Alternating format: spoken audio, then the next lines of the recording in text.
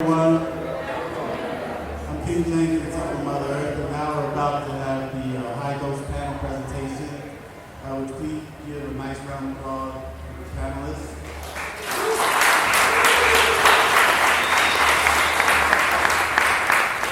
Now, if you still have questions or anything about high dose intake, then please come see me on the side. But I'll be reading one question, microphone to them, and they'll be explaining to their liking the question and answer. So thank you. So let's get right at it. So panelists, I'll pass you the mic. And the first question is, would you please introduce yourself? Hi everyone. My name is Myrna. I am from the Chicago area. I am a licensed clinical social worker, and I also am a ketamine assisted psychotherapist. You can't hear. I think you gotta point it towards your mouth. Do I need to speak up louder? Yes. I'm learning my voice, thank you. Okay. Hi, I'm Myrna. I am from the Chicago area. I am a licensed clinical social worker, and I am also a ketamine assisted psychotherapist. Also work as a school social worker. As far as the highest dosage that I've done, so I did a 16-hour journey with 70 grams total. The first and second dose were 28 grams, 6 hours apart, and then the last dose was the 14 grams. And then for a single dose, my highest dose has been 50. Hi, my name is Acacea. I am a researcher and I am a lecturer, but first and foremost, I teach cultural literacy and anthropology as it relates to preservation, the histories and stories of those who work with psychedelic plant medicines. And my highest dose, I probably should say, is undisclosed, but it's somewhere right beneath 30 grams at this point, dried and fresh. It's somewhere between 200 to 250 wet grams. So that is where I'm at.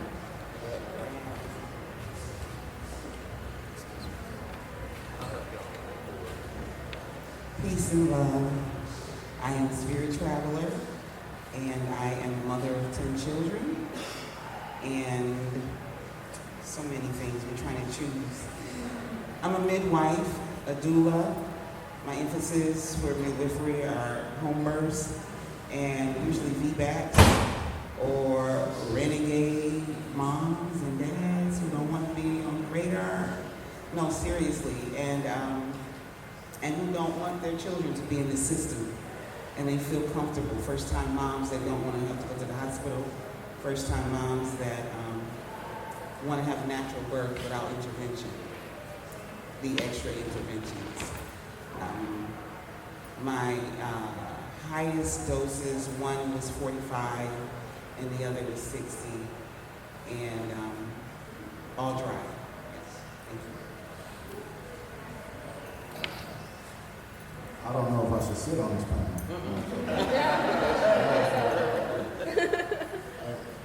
My name is Moudou. I'm a psychedelic Enthiogenic educator, advocate, cultivator, and lover, amongst other things. I've been working, with these sacred plants for a couple of decades now, and so I haven't reached these dose levels yet. My dose is at 23, but I go in on a regular basis, not a semi-biannual basis, and I guess we'll get more into the why behind the what, because that's what we're here for. Yeah. Thank you again. Appreciate the introduction. On to the first question.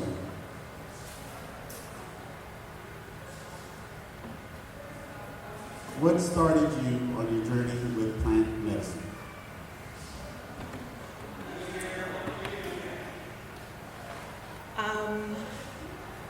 Well, I think it started when I was a child because I already knew I was searching for something different. I always kind of felt like the black sheep in the family, just not quite fitting in. Always kind of had a meditative type of mind of like going into altered states of consciousness. When I was young, I was able to stare at, well, I had a migraine and I meditated out of my migraine. So during my youth, I would go to festivals and dancing, and I would go there and dance for hours and go into an altered state of consciousness, a transcendental state. I had friends, and I also experimented with entheogens a handful of times. My friends delved way more into it, but it was a completely, party scene. The setting really was not holding respect for these medicines. So fast forward to the 2000s, just throughout my life I experienced different forms of trauma. And in my quest of trying to start to process or just, find some resolution or understanding of the trauma, I was introduced to the Dharma and started meditating. My first meditation retreat was a week long of Dzogchen meditation, which is complete emptiness of mind. Meditated for like 6 hours each day. And it was like, even though that was my first experience with meditation in this life, I'll say that, it was like as if I, hadn't ridden a bike for a while and I just got back on, so it was that familiar to me. And then through that, just some meandering, series of events, I got connected with someone who grew mushrooms. And in my youth, in the 90s, I tried mushrooms once. It was like a Saturday afternoon. It was one mushroom. I was with my partner at the time, and we were at the tail end of our relationship. So again, understanding set and setting, it just wasn't the proper time and place for me. And at that time, I thought, well, they didn't do anything. Now I understand that they did have an effect on me, and it was pretty much telling me, you're not ready right now. We'll revisit this later on in life, right? So in 2017, that's when I really got connected with psilocybin, and I journeyed in Airbnbs with a dear friend of mine. One of them, as I mentioned, was a 16-hour journey, which was a completely organic experience. And I kind of went into that experience that was very, naive, I think, but I think also, too, I didn't read too much on the information, so I was just, kind of going off of, what was calling me. So since 2017, I've been connected with mushrooms, and I have communed with other medicines as well, but everything keeps bringing me back to the mushroom. So for me, my entheogenic journey started when I realized that my name was an entheogen. And that was pretty early, when I was a kid, I didn't have a lot of access to the internet, but my dad was going to community college pretty much my whole childhood. So I think I was 5 or 6 when I was messing around the computer lab at a community college, looking up my name and then finding words like Freemasonry and DMT and psychedelics, because I really wanted to know more about where my name came from. Of course, my name is misspelled on purpose. My mom didn't name me Acacea with an I because she didn't want me to be associated with the Acacea fraternity. Ironically, it's still the same word. So, I wasn't actually named for the tree. The tree is actually what the town Acacia was named after. So I was named after a town in the Bible that the Hebrew Israelites fled into coming out of Egypt. And it's funny because it's connected to the tree. Because there's lots of acacia in that town. It's in the desert. So for me, relating to the psilocybin mushroom was not as intentional as you might think. I was a teenager making bad decisions, relationship-wise, and I was very suicidally depressed. And I came into the mushroom really early. My first time, I think, encountering the mushroom was at 14, but it was not high dose. It was not like any sort of regular dose. When I was 16, I actually got to encounter the mushroom at 7 grams, which I didn't plan to take that dose. It's what was handed to me in a little black baggie that was all twisted up, you know, like indistinguishable looking mushrooms that were blackened and sporulated, you know, in a ball, you know, it was kind of hidden. And I looked at them and I was like, these are mushrooms? And my boyfriend Osiris at the time, he looks at me, he's like, yeah, these are mushrooms. I'm like, really? He's like, well, to make them taste better, he handed me a whole Hershey's chocolate bar. So I downed them with a whole Hershey's chocolate bar outdoors in front of the Museum of Natural Science in South Houston. And, you know, my earliest memories of eating the mushroom, like actually having visions, like true visions, not outside like micros or like smaller doses. That was when I broke through, and I was at the museum handing sage to the security guards. Meanwhile, huffing a bag of white sage because it smelled so delicious. I wanted to share white sage with everyone. And looking at rocks and seeing faces in the stones talking to me, thinking I was crazy. Going to the arboretum and seeing butterflies and exotic plants and seeing lines and moving energy on them. And just wondering, just feeling so betrayed that no one had ever told me about them yet. Of course, my problem was I was in a community that was solely using the mushroom for recreational purposes at the time. And I remember that when I went outside and I looked into the ground, I saw temples coming out of the ground. And these temples were like holographic red and blue and gold colors. And so wherever I go, I look for the red and the blue and the gold because that's partially connected to other lifetimes. It's very important symbolism to me. And so, you know, when I was there, I knew I saw a temple, but it was locked. And I was like, how do I get into the temple?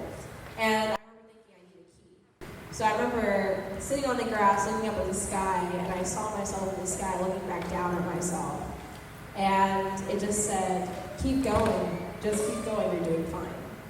And I was like, okay. So, you know, that was my first, like, real experience at 16 for my birthday, like, having a really deep mushroom experience. And from then on out, that whole summer, I just kept eating mushrooms. And mind you, I had enlisted in the United States Air Force. So I was getting ready to go to basic training right before I had some of the strongest experiences of my life. And I was already locked into it. So imagine being fresh, like as a teenager, enlisted in the military, getting ready to go to basic training, knowing damn well that you've just had experiences that completely changed all the values that you previously possessed. And for me, like, the best part was I was the first pagan student chaplain in basic training. So I got to carry my crystals as a religious item into basic training. I carried an octahedral flora with me, so this is my introduction. And from then on, I just wanted to keep working on myself. And the higher I went, you know, I was seeking guidance, and I came across Baba Kalindi E's videos on YouTube. And then that's when I started challenging myself to go deeper. And that's really, that's been the driving force to me going up in dosage ever since. So, here you go.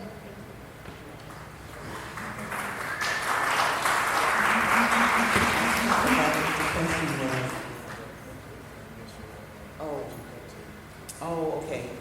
I've always loved nature, and I've always loved spending a lot of time outside and playing in the grass and picking things and making them into something to eat.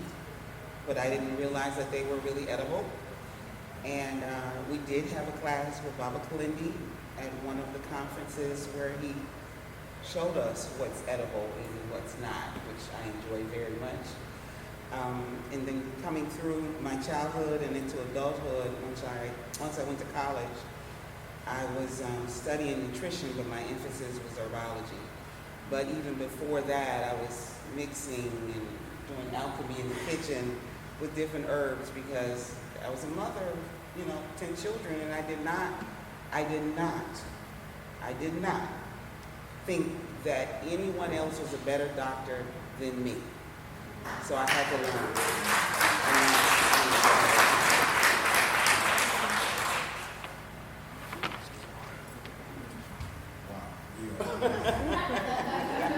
I say that because I've indirectly known the sister longer than she realizes, student in the lessons. So, my orientation with the sacred plant medicine, I guess my breadcrumb path started, I say about 12, 13. As coming up in the traditional household, at about 9, I started experiencing, I guess, psychic, paranormal phenomena. I would have this engagement with who I would call the blue lady, and she would come and we would engage, and it was no big deal to me, but I would speak on it, and one day we were going through a family album, and I said, oh, look it, that's the blue lady. He was like, wait, that's your Aunt Ethel. So, and she had died, and I was like, no, I know her, and so that sparked something in my father. And at the time, my father was the leader of this region. He was the head of the Rosicrucian temple. And so,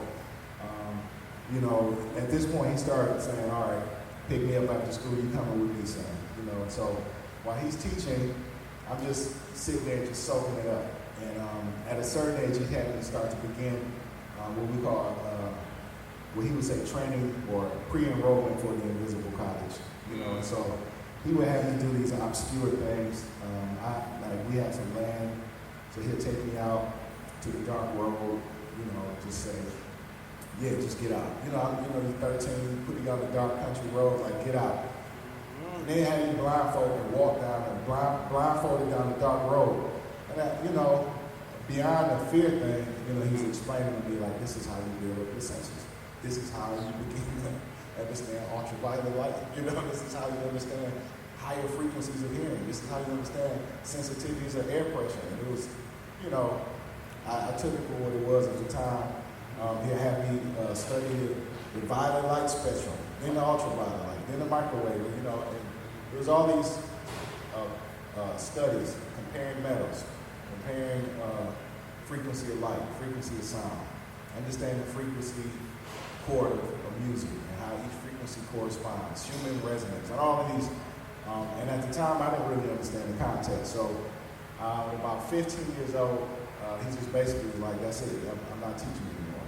It's like, you have to go and learn and sit under someone else. And so at the time, I was inclined to join the Rosicrucians. He said, no, son. And he explained the history of the Rosicrucians. He said, well, these are Western folks who have your birthright.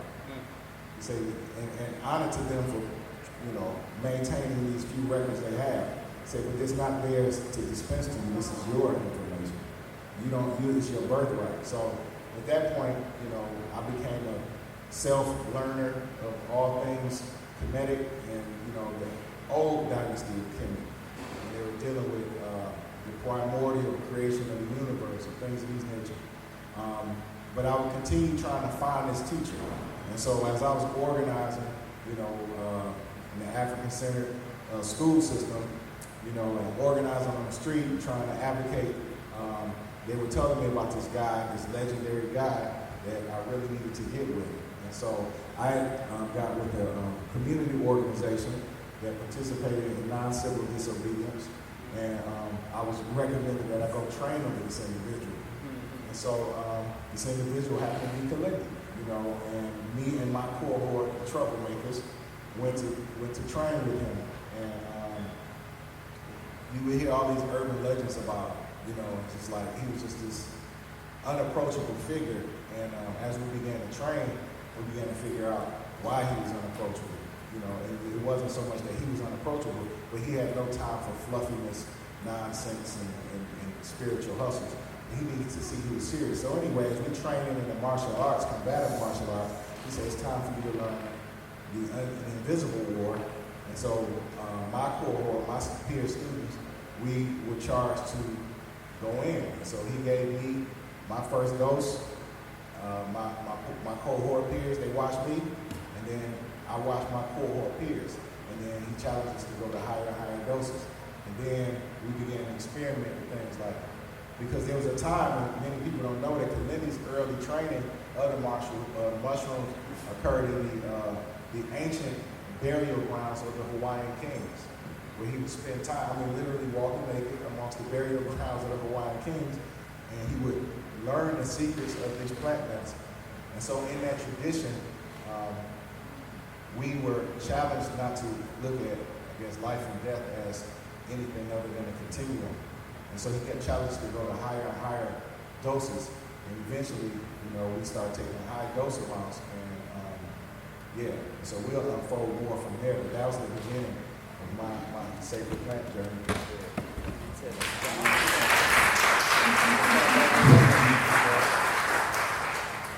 Thank you for those answers. Now, what has been the scariest thing that has happened to you on the high dose journey? I guess we can all attest to it. You had to die, and then you had to, in my initial experience, when you experience what they call in Western philosophy the Godhead, when you experience that primordial loneliness of just being pure existence, and then you realize that in the essence of omniscience and omnipotence, that is the most lonely and destitute place in the universe. And then what was most scary was the realization that this so-called God here, the life force, was just as dependent on me as I was dependent on it to offer a realization of its own existence. And then you had to spend the night folding on top of yourself to condense that down into the physical. And your first time, you don't know if it's going to happen, right? I'm stuck. So that first night was very terrifying, learning how to fold upon myself, learning the science of how thoughts actually have weight, how concentrated thoughts end up. And it was a long journey. You never know if you're going to come out in the morning. And so it was scary. I'm searching. Prior to mushrooms, my scariest thing was dying alone, even though I had so many people around me, just being all by myself and dying. So the fear of death I overcame before I went in. So when I went in, I don't ever remember experiencing anything scary. I don't know if that's like just a part of who I am, because of course it's an unfolding of myself.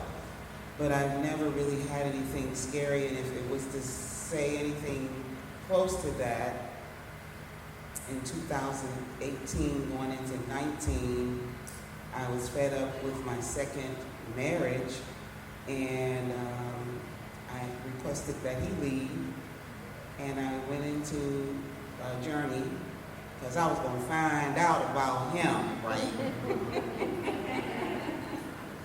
Wrong. I went in and I did find out about him. And the first thing that came up was the Grim Reaper. If that was going to be scary, it would have been that. And the mushrooms were showing me that that was his spirit. And then they showed me that my three sons, I have 4 sons, but 3 of them were in there saying, we got to get mommy out of there. And then to just bring balance to it, after I was going to see about him, then I went in again to see about me. And they just showed me everything that I need to, just stop doing. Just stop that. You knew it before you went in on this ground. Just stop it. So if that was anything to be afraid of or scary, it would be that. Thank you. All right, is this just on mushrooms? Oh, shoot. Now, see, you didn't say that. Yeah, no, Well, on high dose. anything high dose. All right, so there's, how about I just start? I'll give you 2 examples. I'll give you my mushroom high dose, scary. Okay, I think I was on like 16 grams. Yeah, I think I was on about 16 grams. I decided that I was going to take my bow staff into the bedroom. I had a very nice apartment that had 4 bedrooms, and each bedroom had an altar space. And this is after me and my mom, we had already started talking about trips. So I was trying to work my way up to 20. And during that process, I just felt like taking my bamboo stick with me. So I was like, I'm gonna do some martial arts on mushrooms. And the mushroom was like, I'm gonna give you a reason to do martial arts. So when I sat down on the floor, I sat down, lotus pose, ate my mushrooms, the plate was there, you know, there's some vermiculite on the plate, and some mushroom bullets. I was like sitting in front of my altar, just kind of moving back and forth, And all of a sudden, I start traveling deeper and deeper. I'm like, I really would like to study. And as soon as I start thinking study, I start getting pulled upwards and outwards into a higher dimension where I'm in my house, but I'm not in my house. I'm in the record halls. And I'm so excited because I start perceiving all these books. And I start scrolling, and every time I move my hand, it goes like infinite scroll, like of different records I can access. And I was like, oh, so I'm gonna look up, I'm just start looking stuff up, you know, I started thinking about people, and I'm like, oh, that's why that guy was like, okay, okay, now I see this.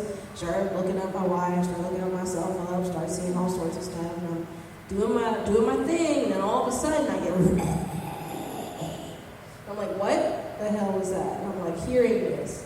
This is why I named my moniker, like my spiritual name, my spiritual warning name is Akashic Thunder. Because I started hearing things in the Akashic records that didn't sound quite right. And one of these entities that looked like a Pokemon showed up. Like the thing had tentacles and looked like a Hydra. And my partner at that time, you know, when there's some weird stuff, you know, like the people that you care about the most sometimes like to get involved. So Mike walks up the stairs to check on me because we heard the uh-oh. And I was like, honey, you shouldn't be here right now. There's something in here. I opened something up. So I grabbed my bow staff and I beat my bow staff on the ground like boom, boom, like trying to like I'm here. I'm about to find you. And then I see it behind Mike, and Mike's eyes roll back in the back of Mike's head, and Mike starts staggering backward and start pulling Mike by the head backwards down the stairs. And I was like, oh, hell no. So I grabbed Mike's shirt, and I'm like doing a tug of war with this entity that I'm seeing it, but Mike can't see it. And I started pulling its tentacles out of the back of Mike's head, like, oh, okay, all right, we're pulling this thing out, slam it on the floor, get a pot of water. I had a hand of Fatima that I put on the wall, so I was like, I think I might need some protection. Screw it. So I had drawn in Cascaria a big hand of Fatima, and I tossed the thing on the wall, and I took the pot of water and threw it on the wall back on it, and it like washed the entity into the water. It got captured in the water. And I remember trying to sit there at Mike and I was like, what happened? What happened? I was like, honey, something was just about to throw you down the stairs. That was scary on mushrooms. Now, a whole other kind of scary. You said you're a ketamine-assisted therapist. Oh, I decided that one day I was going to do intramuscular ketamine and like 6 tabs of LSD. Oh. Yeah. Say no more. Yeah, I fell through space-time. Like I fell into a triple thick darkness. I fell into a triple thick darkness where there are villages. Like when there's no handrails, and the mushroom like walks you down the stairs, you know, gives you a second to get down. Sometimes it'll drop you, but this dumped me. I was in a triple thick darkness so deep the thick net hand made of darkness came out of the triple thick darkness. In his meditation, had 2 keys in his hand. One key said please. The other key said thank you. And my please became, in the time loop, I was tripping for 3 weeks straight. In the time loop, I had seen a man while I was under the influence of this ketamine and LSD, because the trip don't end. I mean, I'm a little sensitive.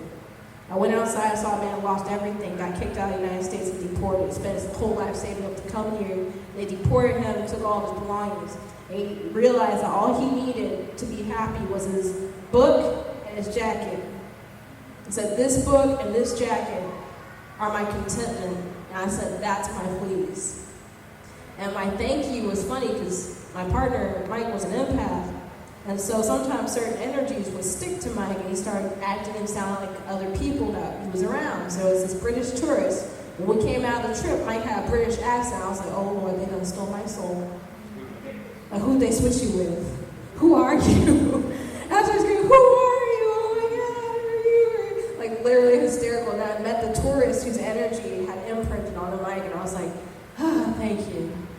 Because on ketamine, it's a whole lot more serious than it was in real life, I can tell you that. Anyway, those are some horror stories.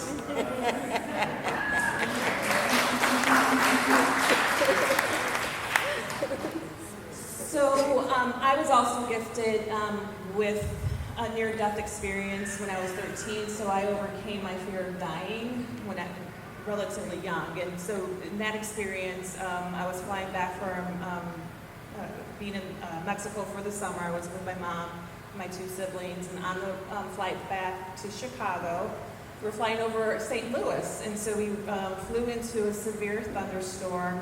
My sister was sitting next to me, and then my mom was sitting in the aisle seat, and then all of a sudden the plane just went in a complete nosedive, and so severe turbulence, items from the overhead compartments were falling out. This was when American Airlines served dinner, and so we had our trays out and things, fell down. And so I saw the fear in the flight attendants. I just saw it. People were screaming and yelling. My mom was, of course, praying the rosary, the prayer at the hour of death. And we were relatively close to the cockpit, so I saw the door, and I just looked at the door, and I realized that I had absolutely no control over the situation. Whereas, okay, even if I were to try to help out, I don't know how to fly a plane, right? So it was completely out of my control. And then all of a sudden, when I realized that, when I just relinquished and just had that realization, there was just overwhelming calm and sense of serenity that just overcame me, and I just knew everything was okay, and I saw death right there. And it felt really grounded, secured in my seatbelt and my feet on the floor. And interestingly, I looked over to my sister, and there was a chocolate cake that kind of just lodged, on the seat. And I just looked at her, and I just thought, well, if this is it, I might as well have some cake. So I asked her, I said, are you going to eat that? And she's like, oh, how are you going to think about that? But I'm like, why not? If this is it, we're going to go ahead and enjoy the piece of cake while we're at it. So I was gifted with that. So that helped me with, going into these spaces. But I will say, as far as in the journey itself, so I thought, okay, I got this, I've got meditation, I've seen entities, and I've danced with hungry ghosts. But the most excruciating experience that I had, it was actually at 32 grams. So the whole notion that more means more intense, that's not true. It's whatever the medicine is, wanted to show you at that time. So it was on Tamarian Blues, 32 grams. And again, going into this, I got this, I'm prepared, thinking I'm prepped for everything. And the mushrooms baby girl, we got something else for you, so sit down, right? So in that experience, I went into the depths of hell. Lower level hell. Everything was gray, kind of just these lower rungs. And in that experience, I was trying to move away. So I was trying to go forward, and people in my life kept popping up in front of me. And the people in this community, the E family, people that I met at the conference in 2020. And so I turned, nope, someone else would pop up. Turned, nope, someone else popped up. So then I realized, I'm oh, I have to sit with myself, and how scary is that, right? And so I started to feel severe cramping. Of course, my trauma response is to completely dissociate, right? To completely disconnect from the body. And I tried doing that, and it was just awful. So then I realized I had to sit with my pain. I had to sit with that trauma. And I went into it, and I allowed the pain to surface. And it was severe, severe cramping in my womb. And then there came a point where I had to give birth to it. And so I spent hours of just pushing through that pain, the severe cramping. And it was this energy was a stillbirth. And I, went into the birthing position and was just like working through it, doing breath work and working through it. And that was the most unsettling experience, I would say, but the most cathartic. And thank goodness, I had the space available to be able to integrate and have support. But it did take some time. And in retrospect, you hear that no trip is ever a bad trip because those can be the most healing. Yeah, I mean, that was the most difficult. So, but as far as like fear, we think, oh yeah, these entities or whatever, but really what it came down to is like fear of sitting with myself. Thank you. Next question. What's your favorite way to consume the mushroom? This has to be mushroom, of course. Powder mixed with honey, all at one time, etc. If you could go into that. So I actually like how mushrooms taste. At the higher dose at 50, because it does start to cause more GI issues. Definitely fasting, but I do take them plain and then with water. At the 50 dose, I actually dosed with 25, consumed it within 5 minutes, and I keep it at the tip of my mouth because they don't seem as bitter. So I, chew them for a bit, like a couple of times, and then I swallow it with water. And then I wait 10 minutes, and then I consume the other 25. But I mainly like to just, pop like a mushroom. And when I microdose, I'm actually currently microdosing, I might just take a cap and just, have it in the morning. So that's an interesting question. Because I did the whole chew them dry, 21, 25, 28, chew. I tortured myself, and I stopped torturing myself. I made a powder, I put in smoothies. Then after a while, I started getting extracts, and then after a while after that, I went back to dry. I was like, okay, I'm just going to keep chewing them. Then I chewed them with honey, and I like chewing dry ones with honey. Because then the trip comes on immediately and there's no body load and it feels good. But personally, there's no tradition that I know of. If you know one, you educate me. I'll accept your information. But I've never ever heard of any ancient mushroom society purposefully drying their mushroom before consumption. Ever. And certainly not in Mexico. I even asked all the old people, even the elders, like, have you ever dried this? Like, no, it uses potency immediately. We don't have that kind of technology to preserve like y'all do. And I said, well, like even ours dried. They're like, yeah, well the potency is going to be lacking. Here in the Aztec and Shuka records, like the way that we grow our plants, we don't even dry our plants. Like none of the plants that we use for medicine work are dried. They're all fresh. And we rate the freshness based on when they were picked and the hour that we ingest them. We don't like wait days to eat them. Even we don't put them in the fridge. If we're not going to pick something we're not going to eat right now. And that's an interesting concept. So for me, I like to chew the fresh mushroom because the cerulean are like melt in your mouth texture, like jelly.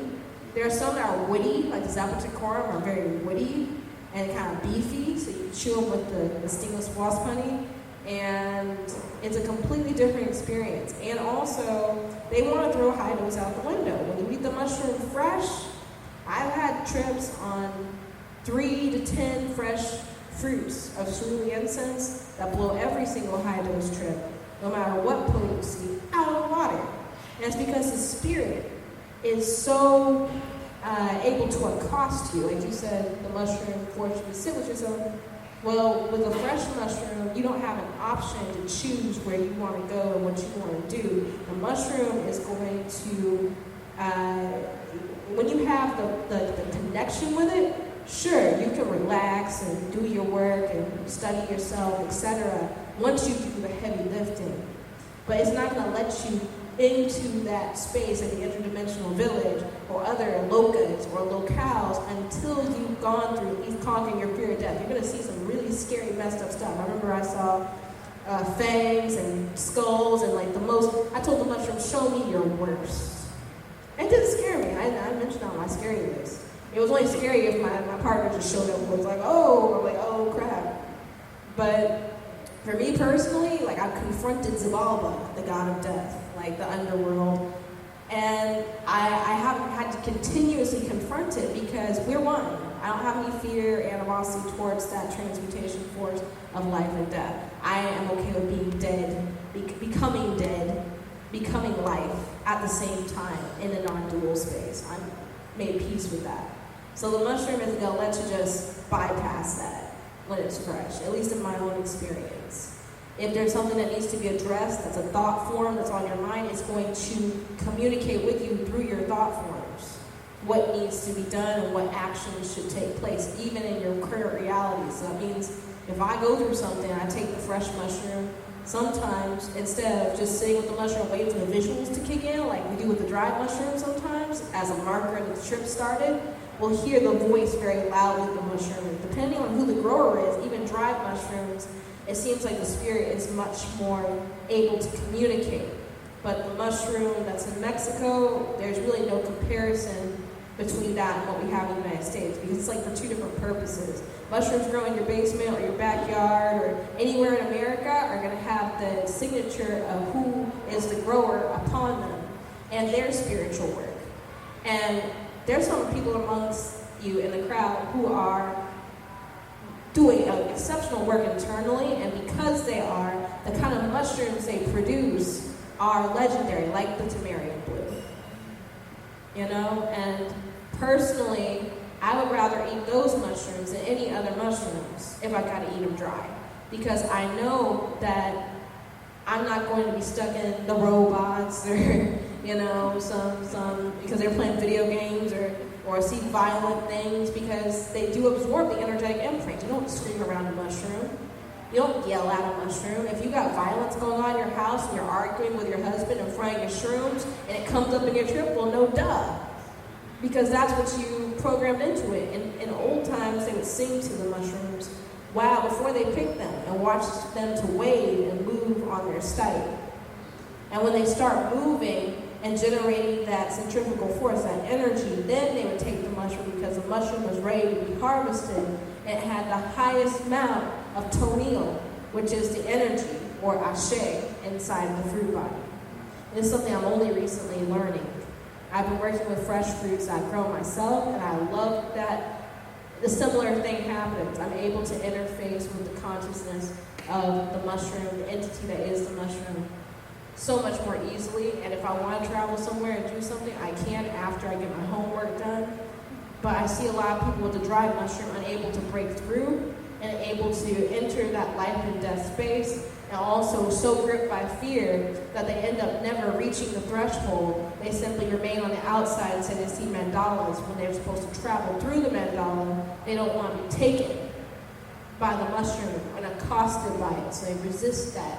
And because the mushroom here does not have that, I would say, that insanely strong at times warrior spirit to pull you into where you need to go, sometimes people take the mushroom 30 years never have those kind of experiences at lower doses. At higher doses, it can't be avoided, like 10 grams, 15 grams, 20 grams. What I'm talking about is at lower doses, like 2 to 10 grams of dried mushrooms. The effects aren't the same as 2 to 10 grams of fresh mushrooms from other places.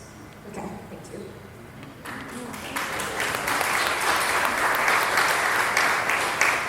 Such a science. I usually go on a 2-day, 3-day, or 5-day fast before I do a journey, just to cleanse and reset before I honor the mushroom in my body. And I usually do dry, straight out the bag. Dry straight out the bag, because Baba Kalindi taught that when you're chewing the mushroom, it's recording your saliva and everything inside of the body. And Acacea has taught this as well. And as it goes down into the system, it has your signature from your saliva. Yes, in in it as you digest it. So the chewing is like that's the initial turn on switch when I'm about to go in. And then I do follow it with honey, usually raw honey. I usually do use distilled water. I have used lemon water, fresh lemon.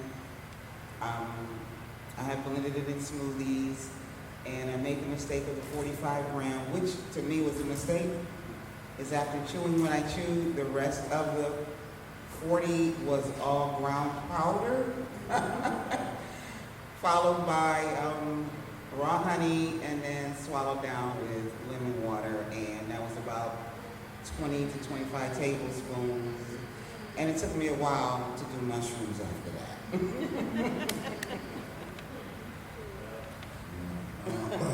My preferred way is chewing them, and that's my recommended way.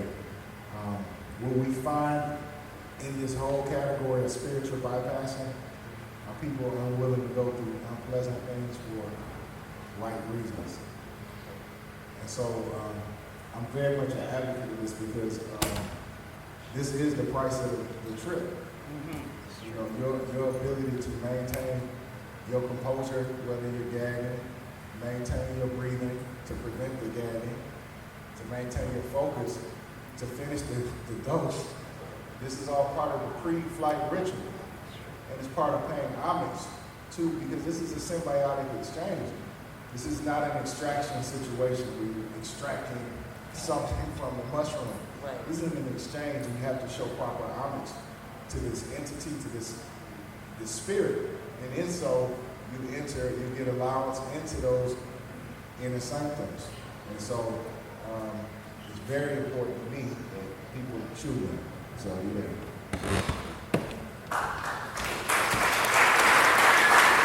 Thank you, Anthony.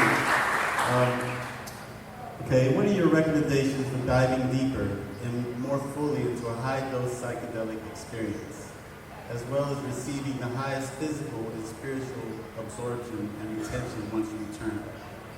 Yeah, you want me to answer that again? Ask that again? Yeah, that's a complicated question, but yeah, you can see that again. Where are we at? Right here. Okay, what do you recommend? Okay, for diving deeper, one of the things I always recommend when I'm working with people is get your gut game together. When we eat, we understand that this your second brain, your third heart is right here. And so if your gut colony, if your bacteria isn't proper, isn't fully populated, you're going to miss out on a lot. That's the first thing I recommend. The second thing I recommend is be familiar and understand that there are more than one ways to breathe. There are dozens of different breathing patterns which affect the function of the brain and your connection to this physical plane. And so what happens is if you go in, and when I work with people, often the biggest thing that I face is they forget how to breathe, and their body's trying to teach them how to breathe into trance, which is different than your normal breath. You know?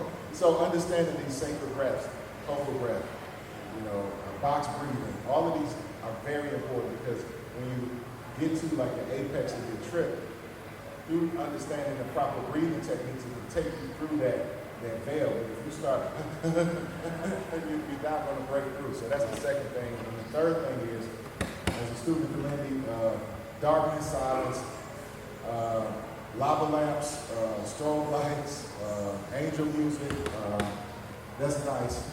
But for me, if you're really trying to break through, you need to be in darkness. Why? Once again, like I said, attuning your awareness to those ultraviolet light spectrums, that bioluminescence, is very important because when you go into that realm, that's the realm you're dealing with. So those three things are like one of the major protocols that I put, is being immersed in the darkness. That will allow you to disassociate with the physical world around you, and then you can really internalize it. Also, it allows you to, once again, expand your ability to absorb that infrared light. It's called dark light technology. Ancients use it all the time. Deprivation chambers. So those are the three things that I stand on for helping people break through.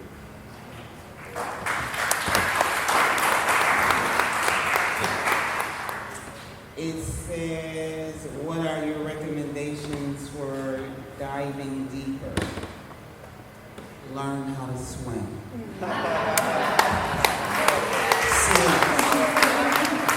Learn how to swim, because a lot of us love water.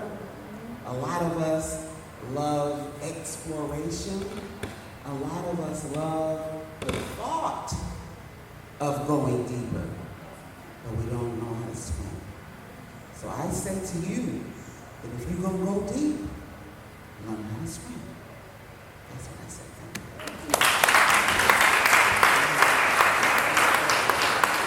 So on that note, after I just had my trip at the ocean, man, I was speaking to the personification of the guy in the form of the ocean, and I like to call her Yemboya. And that's an Orisha, but at the same time, when you're looking at the water, and the water responds to you differently because it knows it's being seen, that's when you start to have a realization of the similarities between the mushroom and the ocean. The mushroom is 90% water. It's a big water baby. It can take you deep into your emotions, and you can't get caught up in a rip current inside of yourself if you're not prepared to build a raft. Honestly, in my experience, my deepening of self didn't really happen until I started focusing on one single point. And when Baba Kalendi introduced the transdimensional crystals to me, it gave me a platform through which I could look into myself by looking inside of the crystal. And when I look inside the crystal, all these self-healed cracks were places that were very meaningful to me, that were results of my healing. In order to get into the crack, I had to heal the crack within myself in order to access the layers of information and access the places inside the stone. The stone asked me, what's the password? The first time I tried to get into the transdimensional crystal. And the password for me had to do a great deal with forgiveness, and it was a fractal key. And before I was allowed to go into my armory to access my weapons, of which there are many, I had to deal with my rage, with which was the darkest kind of rage. And these are steps that the crystal helped me walk through. Agreements, that promises I made myself, doors I would keep shut until I reached certain places in my development as a human again. And I'm really grateful for the transdimensional crystals because it started teaching me about sensitivity and how to connect with the subtle energies. And the way that I spoke to the stone was a reflection of how I spoke to myself. But the way the stone responded was a reflection of the kind of work I was doing. So I could tell where I was at by the way the stone would respond. Sometimes it wouldn't talk to me. Sometimes it would run away. Sometimes it would hide under something. I remember I got into a position of danger physically, and one time it broke itself in half. And every place that chipped the stone just a tiny bit were places that it wanted to stay to remind me of how close it could have been. Literally, me being here and being alive in this moment is nothing short of billions of miracles. Because there are so many moments where the mushroom and the crystal technology have kept me alive and broken the laws of physics to do so. And I attribute that also to Source, working through the stones, working through the mushrooms. When I speak to the mushroom, I feel as if it is the internal voice of God to me. And a lot of people say it's energy. I say it's energy in motion. It can be the infinite and the nothing, the great and the zero, all at the same time. And it's also very heavily connected to who and what I am. So for people who want to go deeper, I say get you some scuba diving equipment. Because there's going to be some areas of the ocean that you can't access without the proper tools. And Baba Kalendi gave us the right tools to access the infraparticle stage, which were the crystal technologies, which allow us to travel on the light wave into the stone and experience time travel fully. Because the stone can slow down 300,000 miles per hour to nothing. It can stop light. in the stone. So what makes you think that if you're traveling a light wave into the stone, you can't slow down, back up, go back to 1975 if you need to? You can time travel inside of the stones, past, present, future. We got stones that have multiple faces that are built in a certain way that when the light refracts inside the stone, it sends you deeper into other places, into Akashic records, into crystal cities and fractal places that are connected to your DNA, that are activated by you and your sweaty hand grasping that crystal at 20 grams of mushrooms, and you're holding the crystal so hard that the heat that you're giving off is amplifying the energy inside the crystal 600,000 times. And the revolutions of pulses that you're sending into the crystal are breaking you through deeper and deeper and deeper into higher and more subtle frequencies of light communication. And then you don't have to worry about, okay, where am I? Because you're definitely not here, but you're in your crystal ship. You've built a ship with the thought forms of your mind and in the position of your body that is a full body mudra, essentially. You have found alignment with the crystal technology inside of your bones. The piezoelectric energy inside of your bones is responding to the crystal. And now your whole body has become a crystal starship. And you are able to transfer deeper into the higher dimensional realms of consciousness rather than locked here in the lower reflections of self. Thank you.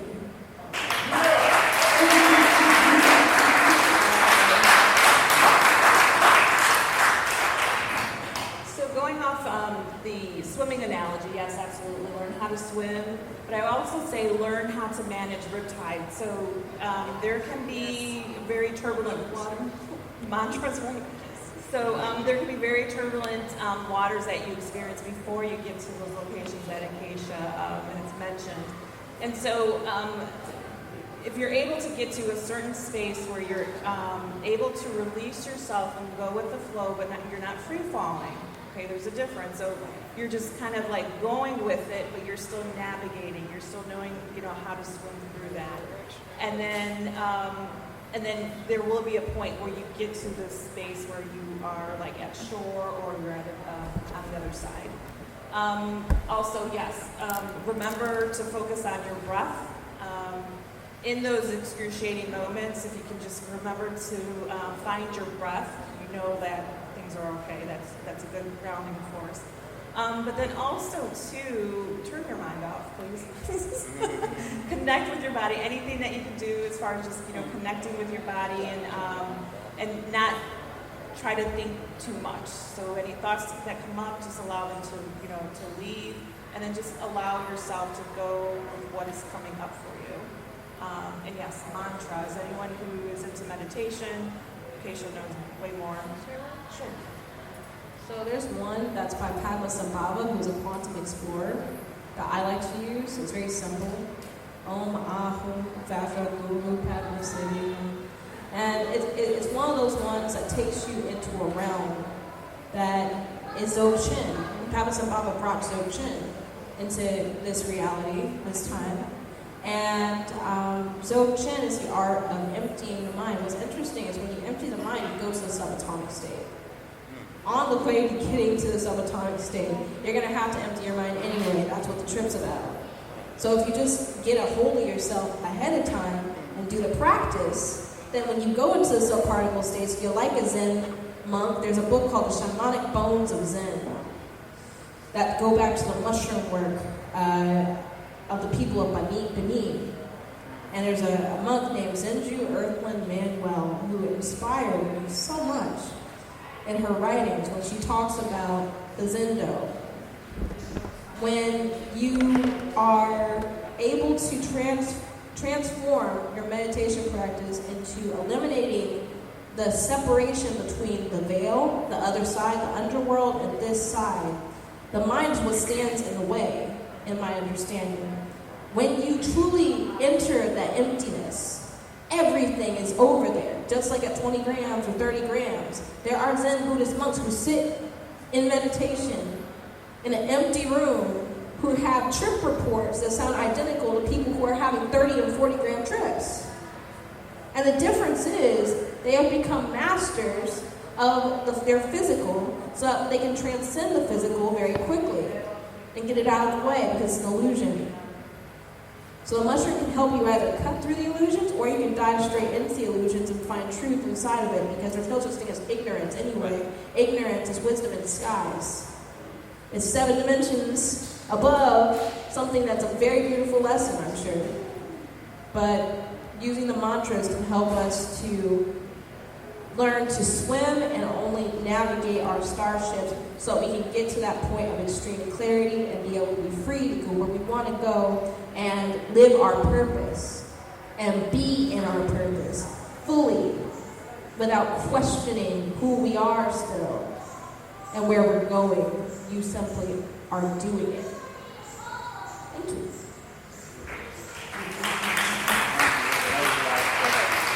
Thank you again. Let's give another round of applause for the panelists.